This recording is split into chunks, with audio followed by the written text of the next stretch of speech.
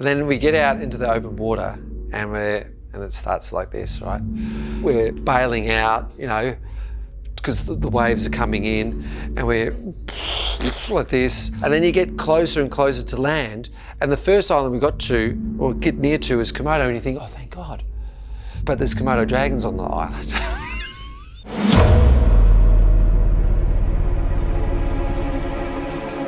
Okay, so I'm in Indonesia. I was quite a bit younger than I am now, so maybe 15 years younger.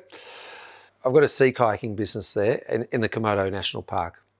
And the Komodo National Park is situated between the island of Sumbawa and Flores, which is about an hour's flight east of Bali. So I was in Sumbawa and I had to get to Labuan Bajo, which is where our kayaking business comes out of. And I was there with my partner at the time. She's now my wife, thank goodness. Anyway, there was a big storm. It was just pouring with rain. And they'd said there's no ferries because the seas are too rough.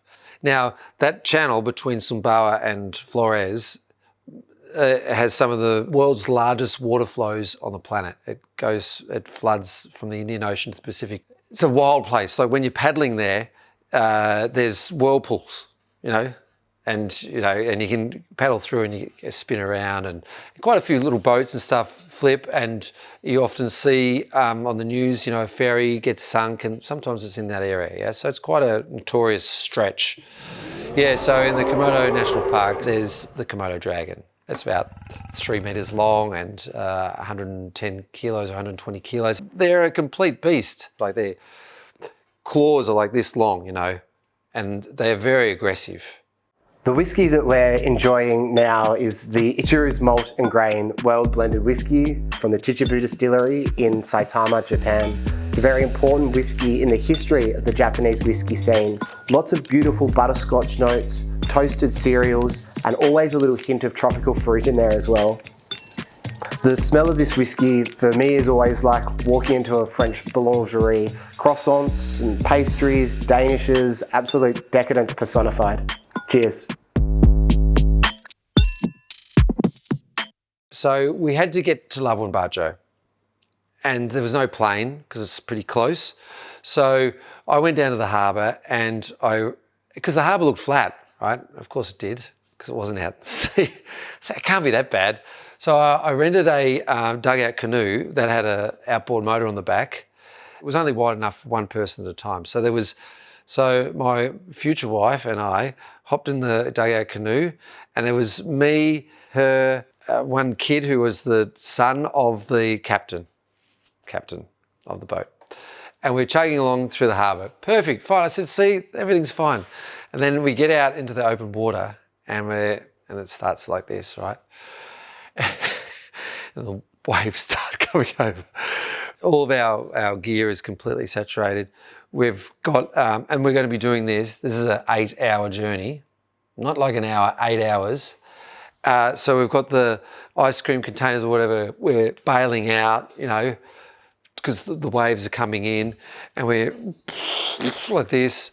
My wife's looking at me, future wife's looking at me going, I'm not going to be a future wife. And I'm trying to stay calm. And this is quite open to sea. And then you get closer and closer to land. And the first island we got to, or get near to, is Komodo, and you think, oh, thank God. You know, there's land. So if we sink, we can go to land. But there's Komodo dragons on the island. And they're actually really aggressive, right? Like if we were washed up on the beach, they'd tear us apart. And this happens, you know, like they kill humans. Like it's quite a common thing, yeah? Anyway, so we're still bailing out, and we're coming across near the Komodo Island, and I swear, I'm not joking, this is not a word of a lie here. We look across and this shark fin comes out of the water and like out of jaws.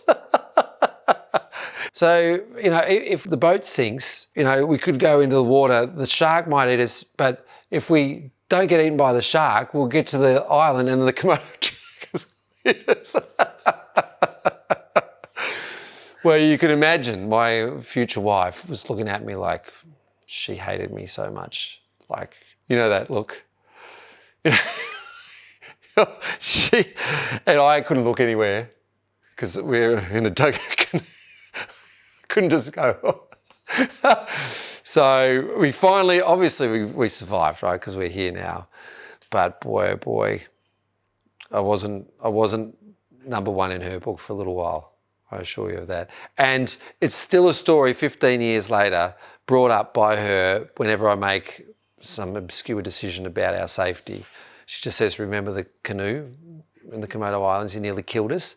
She actually mentioned it. She mentions it to everybody, like at my wedding and everything. It's been carrying. I've been carrying that story with me for the last 15 years.